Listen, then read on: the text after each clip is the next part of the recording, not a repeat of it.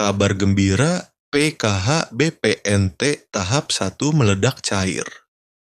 Rp600.000 di kartu KKS ini infonya. Halo Sobat Info Bansos terkini, apa kabar semuanya? Semoga selalu sehat dan dimudahkan segala urusannya. Kembali lagi di channel ini, tempatnya kita berbagi informasi terbaru dan terpercaya seputar bantuan sosial dari pemerintah. Nah, di video kali ini saya akan menyampaikan kabar gembira. Karena tepat hari ini, Februari 2026, ada banyak sekali bantuan sosial yang cair untuk masyarakat penerima manfaat. Jadi, silakan disimak baik-baik, jangan sampai ketinggalan informasinya. Pertama, program Keluarga Harapan PKH. PKH kembali dicairkan untuk berbagai kategori. Mulai dari ibu hamil, balita usia 0 sampai 6 tahun, lansia di atas 60 tahun, penyandang disabilitas berat, hingga anak-anak sekolah dari tingkat SD, SMP, sampai SMA. Nominal bantuannya tentu berbeda-beda sesuai dengan komponen masing-masing keluarga. Pastikan dicek melalui buku tabungan atau ATM di Bank Himbara, yaitu BRI, BNI, Mandiri, maupun BTN. Kedua, bantuan pangan non-tunai, BPNT, atau kartu sembako. Untuk penerima BPNT, saldo sudah mulai masuk dan bisa dibelanjakan melalui e-warung atau agen yang sudah ditunjuk. Bantuan ini biasanya berupa saldo senilai Rp200.000 setiap bulan untuk memenuhi kebutuhan pangan pokok seperti beras, telur, dan bahan pokok lainnya. Ketiga, bantuan langsung, tunai dana desa. Beberapa desa sudah menyalurkan BLTDD tahap bulan Februari. Jadi bagi keluarga penerima manfaat di tingkat desa, segera konfirmasi ke kantor desa atau cek informasi dari perangkat desa setempat. BLT ini diberikan untuk membantu meringankan kebutuhan hidup sehari-hari, terutama bagi keluarga yang masuk kategori miskin dan rentan. Keempat, bansos pangan beras 10 kg. Selain bantuan tunai, ada juga bansos beras 10 kg dan minyak 2 liter yang disalurkan melalui Bulog. Beberapa wilayah sudah menerima distribusi langsung, baik diambil melalui kantor desa, kantor kelurahan, atau diantar ke rumah masing-masing penerima. Nah, sobat semua, itu tadi beberapa bantuan sosial yang cair di bulan Februari 2026 ini. Jangan lupa untuk selalu mengecek status bantuan melalui aplikasi Cek Bansos Kemensos atau langsung menanyakan ke pihak desa dan kelurahan agar tidak ketinggalan informasi. 7 bansos yang berlanjut di 2026, pemerintah memastikan bahwa bantuan yang bersifat fundamental dan struktural akan tetap berjalan.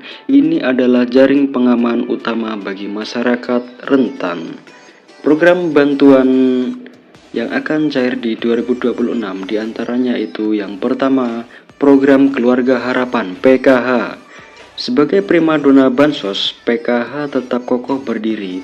Bantuan ini menyasar komponen vital keluarga, ibu hamil, balita, anak sekolah SD sampai SMA, lansia, dan penyandang disabilitas berat. Mekanisme penyalurannya diprediksi tidak berubah, yakni cair bertahap 4 kali setahun.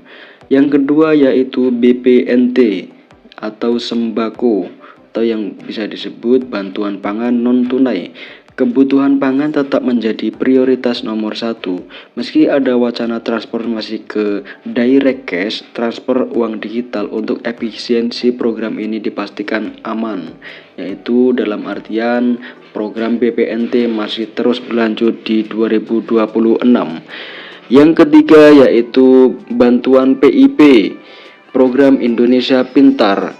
Komitmen mencerdaskan bangsa tidak surut. Anak-anak dari keluarga prasejahtera tetap dijamin akses pendidikannya melalui bantuan tunai PIP. Jadi PIP di 2026 akan tetap berlanjut. Yang keempat yaitu PBI-JKN atau Kartu Indonesia Sehat gratis dari pemerintah. Kesehatan adalah hak dasar. Subsidi iuran BPJS Kesehatan bagi 40% penduduk termiskin tetap ditanggung penuh oleh negara. Bantuan beras 10 kg. Program cadangan pangan pemerintah CPP ini diprediksi kuat akan diperpanjang, berfungsi sebagai bantalan saat harga beras gejolak atau terjadi kerawanan pangan. Jadi bantuan beras di tahun 2026 akan tetap berlanjut. Yang keenam yaitu atensi lansia dan disabilitas berat. Kementerian Sosial terus menyalurkan bantuan rehabilitasi sosial baik berupa alat bantu, kursi roda, alat dengar maupun makanan bagi lansia tunggal dan disabilitas. Untuk yang ketujuh, bantuan pena pahlawan ekonomi Nusantara. Ini adalah bintang baru bagi KPM usia produktif di bawah 40 sampai 45 tahun yang sudah lama menerima bansos. Pemerintah menawarkan modal usaha hingga 5 juta rupiah. Syaratnya harus siap graduasi atau mundur dari kepesertaan bansos reguler. Setelah usahanya mandiri ya. Jadi nanti akan ada pengembangan apa skill-skill yang bisa dipelajari dan dipraktekkan. Dalam artian harus melalui proses graduasi secara mandiri atau graduasi secara sukarela. Tidak semua kabar itu manis ya. Ini dia yaitu kabar di tahun 2026 menjadi akhir perjalanan bagi bansos yang sifatnya ad hoc atau sementara. Nah, selanjutnya bansos yang kemungkinan di tahun 2026 tidak akan cair lagi yaitu BLT Kesejahteraan Rakyat atau BLT Kesra. BLT mitigasi bantuan tunai tambahan yang sering cair di momen tertentu seperti saat inflasi tinggi atau El Nino dikabarkan berhenti total per 31 Desember 2025.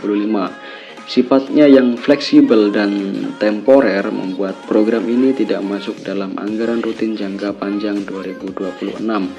Bantuan subsidi BSU, program yang sempat hits saat pandemi ini juga diprediksi tidak akan muncul kembali seiring dengan pulihnya kondisi ekonomi pasca krisis.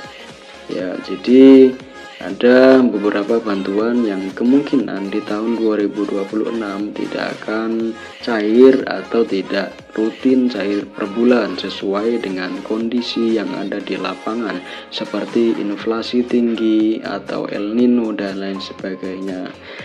Ya, lalu isu yang sangat hangat di tahun 2026 yaitu era baru bansos digital dan seleksi alam KPM. Isu paling strategis di tahun 2026 adalah digitalisasi dan validasi ketat. Pemerintah melalui bocoran dari Menko Luhut Binsar Panjaitan merencanakan peluncuran sistem bansos digital berbasis Artificial Intelligence atau AI. Tujuannya yaitu memberantas hantu bansos alias penerima fiktif, penerima ganda atau salah sasaran. Jadi concern pemerintah sangat concern di situ ya.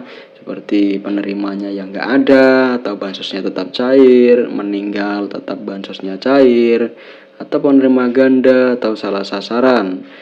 Itu pasti menjadi concern agar efisiensi menggunakan artificial intelligence. Apa konsekuensinya bagi KPM jadi KPM yang terdeteksi sudah mampu secara ekonomi, memiliki aset, gaji UMR atau di atas UMR dan lain sebagainya, yang intinya mampu akan langsung dinonaktifkan dari DTKS, data terpadu kesejahteraan sosial. Fokus pemerintah bergeser dari sekedar menyalurkan bantuan menjadi mencetak keluarga yang mandiri secara ekonomi.